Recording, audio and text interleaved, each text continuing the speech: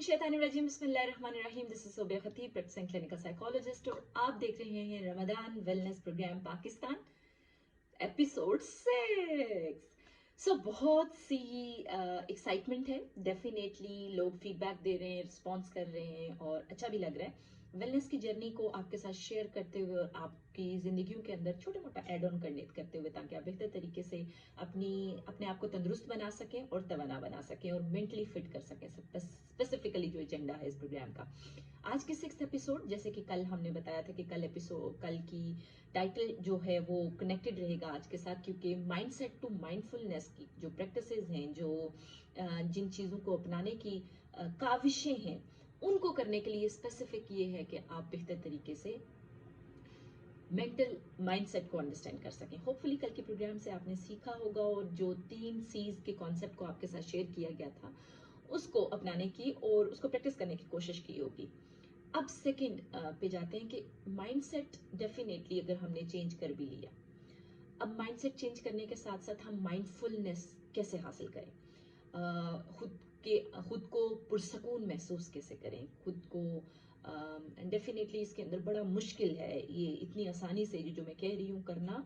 It's very difficult. जैसे हम पिछली एपिसोड्स में आपके साथ साइंस ऑफ हैबिट फॉर्मेशन में भी शेयर किया था कि 29 डेज टू 66 डेज सिंगल एक आदत को पकड़ के उसको फॉर्मुलेट करते करते दिमाग के अंदर जो कोडिंग होती है वो करने में टाइम लगता है। सो इम्पॉर्टेंट ये है कि माइंडफुलनेस के कॉन्सेप्ट को पहले अंडरस्टैंड करें।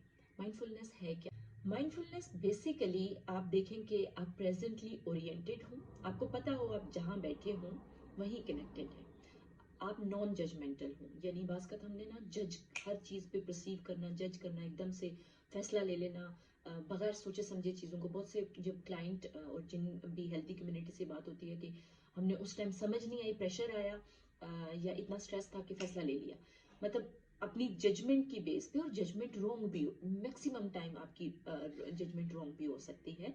सो जजमेंट की बेस पे आप अगर फर्ज किया फैसला ले लेते हैं।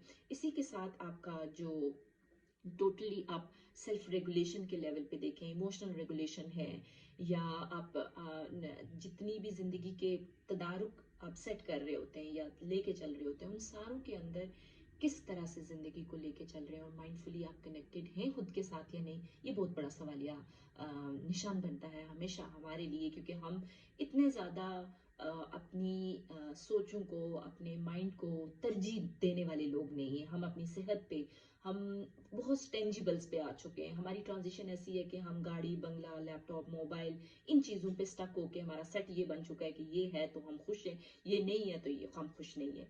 तो माइंडफुलनेस बेसिकली एक डीप एम्बेडेड एक ऐसी स्पिरिचुअल भी प्रैक्टिस है कि अगर ये रोजे के अंदर आप अपने लाइफ पे प्रैक्टिस करना शुरू कर देते हैं तो बेहतर तरीके से, और सबसे बड़ी मिसाल हमारी ये है कि नमाज किस तरह से कनेक्ट करती है। ये जो इतनी बड़ी बड़ी मेडिटेशन की बड़ी बड़ी क्लासेस होती हैं, योगा की क्लासेस होती हैं, इस्लाम के अंदर आपकी जो पूरी की पूरी तरतीब जिंदगी दी गई है सुबह से शाम, जो आपकी जिंदगी को गुजारने के असूल ही बताए गए, उसमें कंप्लीट आपको एजुकेट किया गया, कंप्लीट बताया गया। लेकिन हम करने वाले तो हो ना, हम बाज का नमाज पढ़े होते हैं, जल्दी जल्दी नमाज पढ़ी और खत्म की और अगले काम पे चले गए।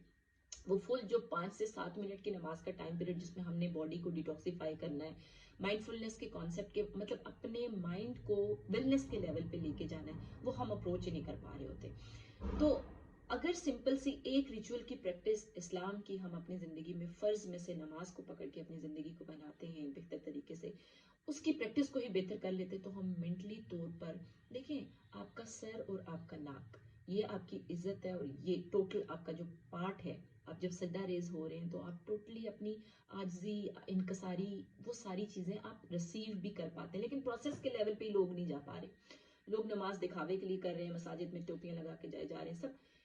प्लीज खुदारा अपनी वेलनेस को पाना चाहते हैं, खुद को तंदुरुस्त रखना चाहते हैं, खुद के साथ सेटिस्फाई होना चाहते हैं, तो सबसे पहले माइंडफुल, मतलब दिमाग के अंदर माइंडफुल भूसा ना भरे। मैं आई एम सो सॉरी, मैं एक इधर पिक्चर भी शेयर कर दूंगी। लोगों के माइंड में वो सब भरा हुआ है जो एक्चुअली नहीं होना चाहिए। वो टॉक्सिसिटी फैलाई जा रहा है, वो बीमार किए जा रहा है, वो तनाव किए जा रहा है, वो तशवीश में डाल रहा है, वो मायूसी में लेके जा रहा है। वो सारी की सारी जिंदगी के उस फ्यूलिंग के लेवल पे हमने अपने दिमाग को लगा दिया है, जो कि एक्चुअली 5 साल के बाद, 7 साल के बाद, 10 साल के बाद फटता है।